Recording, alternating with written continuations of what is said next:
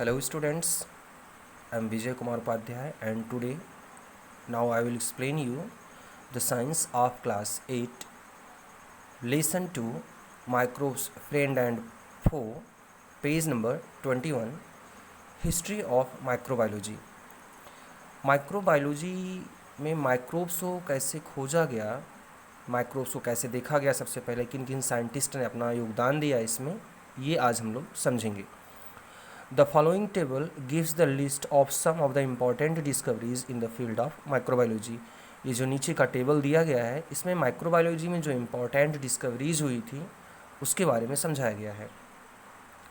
पहले साइंटिस्ट हैं Robert Hooke, year 1665।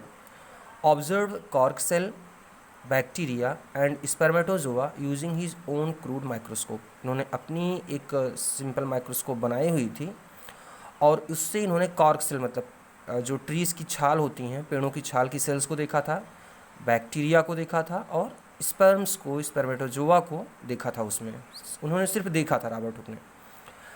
अगले साइंटिस्ट हैं Anton van Leeuwenhoek, 1676। First to describe and sketch the microbes. इन्होंने सबसे पहले माइक्रोब्स के बारे में एक्सप्लेन किया और उनके फिगर बनाए। अगले साइंटिस्ट हैं लुइस कोच, 1857 to 59 के दौरान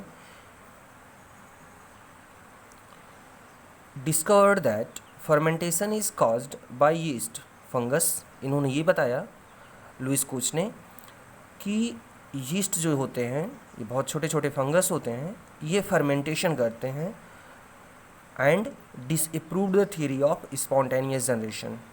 और जो इसके पहले एक थ्योरी दी गई थी कि हर जीव अपने आप उत्पन्न होता है, उस थ्योरी को इन्होंने रद्द कर दिया और ये बताया कि अपने आप जीवों की उत्पत्ति नहीं होती है, पहले से जो जीव हैं धरती पर उन्हीं से नए जीवों का फॉर्मेशन होता है।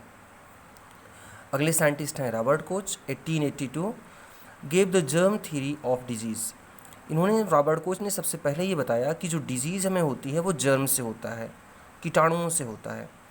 Tuberculosis is caused by Mycobacterium. जो टीबी रोग होता है वह एक बैक्टीरिया के द्वारा होता है जिसे माइकोबैक्टीरियम कहते हैं। Tuberculosis bacterium and anthrax by bacillus anthracis. और जो एंथ्रैक्स डिजीज़ होता है तो हमें ये बैसिलस एंथ्रेसिस नामक बैक्टीरिया से होता है। अगले साइंटिस्ट हैं क्रिश्चियन ग्राम, 1884। डेवलप्ड ग्राम स्टेन टेक्निक। इन्होंने जर्म्स को, बैक्टीरिया को कलर करने की तकनीक खोजी, उसकी टेक्निक को खोजा कि कैसे हम जर्म्स को कलर कर सकते हैं। अगले साइंटिस्ट हैं Shibasaburo Kitasato, 1889। Tetanus disease is caused by Clostridium tetani bacterium. इन्होंने ये बताया कि जो टिटनस रोग होता है हमें, वो एक बैक्टीरिया क्लोस्ट्रीडियम टिटेनाई के कारण होता है। और अब students page number 22। Seventh scientist हैं Alexander Fleming, 1929। Developed antibiotic penicillin from Penicillium notatum fungus.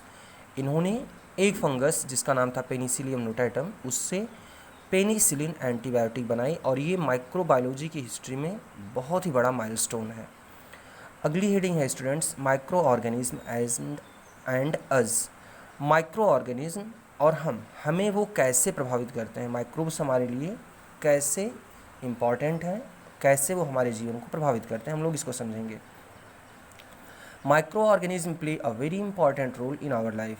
ये हमारे जीवन में बहुत ही महत्वपूर्ण वर्क करते हैं। Based on their behaviour they can be divided into 2 classes. अगर हम व्यवहार के आधार पर बैक्टीरिया को, जर्म्स को डिवाइड करें, माइक्रोब्स को डिवाइड करें, तो ये दो तरह के माइक्रोब्स होते हैं। एक होते हैं फ्रेंडली माइक्रोब्स जो हमारे लिए लाभदायक होते हैं, और एक होते हैं हार्मफुल माइक्रोब्स जो हमें डिजीज़ कॉज करते हैं, हमें इनसे रोग होता है। We will study the uses and harmful effects of a few micro organism in detail. यहाँ पर आज हम कुछ माइक्रोब्स के जो नुकसानदायक क्रियाएँ हैं, जो हमें कैसे नुकसान पहुँचाते हैं या वो कैसे हमारे लिए इम्पॉर्टेंट हैं, यूज़फुल हैं, उनके बारे में हम लोग समझेंगे। स्टूडेंट्स अब हम यहाँ फर्स्ट माइक्रोब बैक्टीरिया के बारे में पढ़ने चल रहे हैं। बैक्टीरिया के बारे में जो इंपॉर्टेंट चीज़ें हैं आप लोग इसे ध्यान से समझिएगा। हैबिटेट, निवास स्थान। बैक्टीरिया रहता कहाँ है? सबसे पहले these are unicellular organism found everywhere on the earth. ये यूनिसेलुलर, एक सेल से बने हुए ऑर्गेनिज्म जीव हैं और धरती की हर भाग में पाए जाते हैं, हर जगह पाए जाते हैं। They are also found inside our body, ये हमारे शरीर के अंदर भी पाए जाते हैं। They differ in their shape and size, और अलग अलग तरह के जो बैक्टीरिया होते हैं, बहुत सारे जो बैक्टीरिया होते हैं धरती के हर जगह पाए जाते हैं, ये अपने शेप और साइज़ में एक दूसरे से अलग होते हैं। अब हम आते हैं साइज़ के ऊपर कि बैक्टीरिया की साइज़ क्या होती है। अब students, size, the average size of bacteria is 1.2 micrometre in diameter. Bacteria ये लगभग स्फेरिकल होते हैं, जो उनकी जो एवरेज साइज होती है वह 1.25 माइक्रोमीटर होती है। स्टूडेंट्स, माइक्रोमीटर क्या है ये समझ लीजिए। अगर हम 1 मिलीमीटर को, आप सब लोग 1 मिलीमीटर अपने स्केल में समझ रहे हैं, 1 मिलीमीटर को हम लोग 1000 भागों में बांट दें तो हर भाग बहुत छोटा होगा। 1 मिलीमीटर का 1000 भाग बहुत छोटा होगा। उसमें से जो एक भाग होगा उसे हम 1 माइक्रोमीटर कहते हैं। जो एक भाग होगा उसे हम 1 माइक्रोमीटर कहते हैं, मिलीमीटर का 1000वां भाग। तो 1.25 माइक्रोमीटर ये डायमीटर में होते हैं। The smallest bacteria are about 0.15 micrometre in diameter, और जो सबसे छोटा बैक्टीरिया है उसकी साइज़ लगभग 1 माइक्रोमीटर से भी कम है, 0.15 micrometre in diameter. While the largest are 15 micrometre in length, जबकि जो सबसे लंबे बैक्टीरिया होते हैं उनकी लंबाई कितनी होती है, 15 micrometre, and 1.5 micrometre in diameter, और उनकी जो डायमीटर होती है वह 1.5 माइक्रोमीटर होती है। अब हम आते हैं शेप के ऊपर। The bacterial cells are of different shape such as rod shaped, spherical, spiral etcetera. जो बैक्टीरिया होते हैं इनका आकार बहुत ही अनियमित होता है। कभी कभी ये रॉड की तरह से होते हैं, कभी कभी ये स्फेरिकल गोलाकार होते हैं, और कभी कभी ये स्पाइरल की तरह से होते हैं। जैसे एक स्प्रिंग क्वाइल्ड रहती है वैसे ही ये क्वाइल्ड रहते हैं। तो ये शेप के बेस पर बहुत ज़्यादा एक दूसरे से डिफ़र करते हैं। स्टूडेंट्स, नीचे के फिगर में दिखाया गया है। अब आगे स्टूडेंट्स, लैक्टोबैसिलस एंड स्यूडोमोनास और रॉड शेप्ड, ये जो दोनों बैक्टीरिया होते हैं, नाम आपको लर्न करना पड़ेगा, ये रॉड की तरह से होते हैं। Streptococcus and micrococcus are spherical, streptococcus और माइक्रोकोकस बैक्टीरिया गोलाकार होते हैं, while vibrio in spiral shape, और जो बैक्टीरिया स्पाइरल होते हैं शेप में, स्प्रिंग की तरह से क्वाइल्ड होते हैं, उन जर्म्स को हम विब्रियो कहते हैं, उन बैक्टीरिया को हम विब्रियो कहते हैं। स्टूडेंट्स, आगे है स्ट्रक्चर। बैक्टीरिया का स्ट्रक्चर क्या होता है इसको समझिए। Structure, bacteria are single celled organism with a cell wall and cytoplasm. जो बैक्टीरिया होता है वह सिंगल सेल ऑर्गेनिज्म होता है, उसके ऊपर एक सेल वॉल पाई जाती है और सेल वॉल के अंदर साइटोप्लाज्म, ये एक लिक्विड होता है, लिक्विड जैसा, जेली जैसा होता है, साइटोप्लाज्म होता है। There is no definite nucleus, bacteria के अंदर कोई न्यूक्लियस नहीं होता है, बट लेकिन nuclear material is present, nucleus के जो मटेरियल होते हैं, डीएनए, आरएनए, ये सब उसमें उपस्थित रहते हैं साइटोप्लाज्म में। They can exist as a chain or a group of cells, ये कभी कभी अकेले भी रहते हैं, तो कभी कभी ये लोग ग्रुप में रहते हैं। एक बहुत सारी सेल्स एक दूसरे से एंड टू एंड मिलकर के चेन लाइक स्ट्रक्चर बनाती है, या ऐसे ही ग्रुप ऑफ सेल्स में ये रहते हैं। Substances needed for life are absorbed through the cell wall and unwanted substances are excreted through the same route. इन्हें जो चीज़ चाहिए होती है ये सेल वॉल के थ्रू अपने शरीर के अंदर लेते हैं, और ऐसे ही जो चीज़ इन्हें बाहर निकालनी होती है, जो इनका वेस्ट मटेरियल होता है, ये सेल वॉल के थ्रू बाहर निकाल देते हैं। आगे students, growth and reproduction. Bacteria require moist environment and the temperature between 25 degree Celsius to 37 degree Celsius for growth.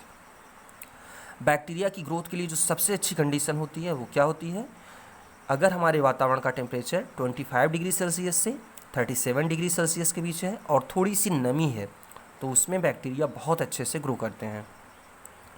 Bacteria reproduce at a very fast rate and the most common mode of reproduction is binary fission. Bacteria इस environmental condition में बहुत ही तेज़ी से reproduction करते हैं, अपनी संख्या बहुत तेज़ी से बढ़ाते हैं, और जो इनकी रिप्रोडक्शन का मेथड होता है वह बाइनरी फिशन होता है। ड्यूरिंग बाइनरी फिशन के समय क्या प्रोसेस होती है? The parent cell divides itself into 2 equal daughter cells. जो एक बैक्टीरिया होता है वह अपने शरीर को उसका शरीर आधे से 2 भागों में बढ़ जाता है, और इस तरीके से 2 बैक्टीरिया बन जाते हैं। Nutrition. Bacteria can be classified into 2 types on the basis of mode of nutrition. Nutrition के बेस पर कि बैक्टीरिया अपना भोजन लेता कैसे है, इस बेस पर हम बैक्टीरिया को 2 तरह से डिवाइड करते हैं। एक बैक्टीरिया होते हैं ऑटोट्रॉप्स, ये अपना भोजन खुद से बनाते हैं, और एक बैक्टीरिया होते हैं हेटेरोट्रॉप्स, ये भोजन के लिए दूसरे जीवों के ऊपर निर्भर करते हैं। The autotrophs bacteria are able to synthesize their food from inorganic substances. Inorganic substances से ये बैक्टीरिया, जो ऑटोट्रॉपिक बैक्टीरिया होते हैं, अपना खाना बनाते हैं। जैसे हरे पौधे अपना खाना खुद बनाते हैं इनऑर्गेनिक सब्सटेंसेस से, वैसे। आगे स्टूडेंट्स, इन्फोबिट। इन अनफेवरेबल कंडीशन, जब वातावरणीय दशाएं विपरीत हो जाती हैं, टेम्परेचर बहुत कम हो जाता है, मॉइस्चर नहीं रहता है, या टेम्परेचर बहुत ज़्यादा हो जाता है, मॉइस्चर भी कम हो जाता है, तब क्या होता है? Bacteria develop a protective cover called cyst. तो अपने आप को बचाने के लिए बैक्टीरिया अपने चारों तरफ एक बहुत ही प्रोटेक्टिव कोट बना लेता है, अपने चारों तरफ एक लेयर बना लेगा, which help in their survival, जो बैक्टीरिया के जिंदा रहने में सहायक होते हैं।